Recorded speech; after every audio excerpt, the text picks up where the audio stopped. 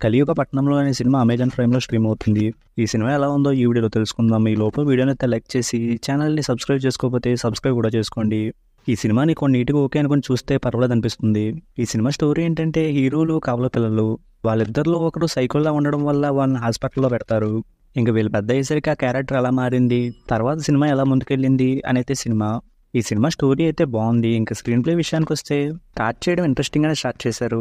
అది చూసినప్పుడు సాయిరామ్ శంకర్ మెయిన్ లీడ్గా చేసిన హలో ప్రేమిస్తారా సినిమాలో ఉంటుందేమో అనిపిస్తుంది. కానీ సినిమాలో హీరో పెద్ద అయ్యాక వచ్చే college back drop scenes, love scenes అయితే బాగా రొటీన్గా స్లోగా ఉంటాయి. ఇంకా హాస్పిటల్లో ఉన్నవాడు ఎప్పుడు బయటకు వస్తాడని వెయిట్ చేయాల్సి వస్తుంది. వాడైతే అంత త్వరగా బయటకు అయితే రాడు.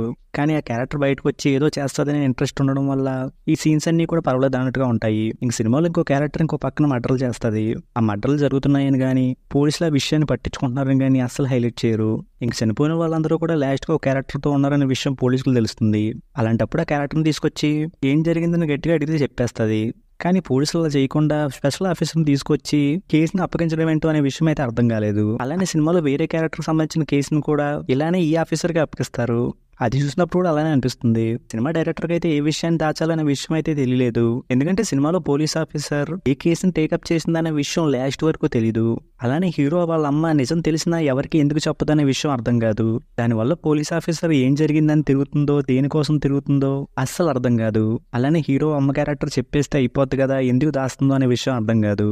ఇలాంటి సీన్స్ సెకండ్ హాఫ్ అంతా ఉన్నాయి. ఏదో జరుగుద్ది అన్నట్టుగా సీన్ స్టార్ట్ అవుద్ది, ఏం జరగలేదు అన్నట్టుగా సీన్ ఎండ్ అవుద్ది. ఇలాంటి సీన్స్ అన్ని చూస్తూ ఉంటే కొంచెం ఇరిటేషన్ అయితే వచ్చింది.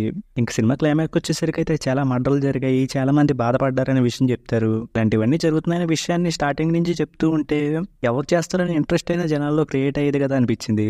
సినిమా క్లైమాక్స్ లో రివీల్ అయ్యే ట్విస్టులు అయితే బాగానే ఉన్నాయి. అలాగే పార్ట్ 2 కోసం తీసుకున్న లీడ్ కూడా బాగుంది. కానీ పార్ట్ 2 వస్తుందో లేదో చూడాలి. ఇక సినిమాలో మెయిన్గా చేసిన హీరో పర్ఫార్మెన్స్ అయితే బాగుంది. అలాగే సినిమాలో సాంగ్స్, బ్యాక్గ్రౌండ్ స్కోర్ అయితే పర్వాలేదు అనిపించాయి. ఫైనల్గా ఈ సినిమాలో స్టోరీ లైన్ బాగుంది.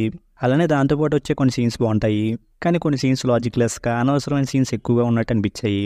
దీనికి ఓకే అనుకుని ఈ సినిమాని ట్రై చేద్దాం అనుకుంటే ఈ సినిమా పర్వాలేదు అనిపిస్తుంది. ఈ సినిమాకి నేను ఇస్తున్న రేటింగ్ అయితే 2.5 out of 5. వీడియోని క్లోజ్ చేసే ముందు వీడియోని లైక్ చేసి ఛానల్ని సబ్స్క్రైబ్ చేసుకోకపోతే సబ్స్క్రైబ్ కూడా చేసుకోండి.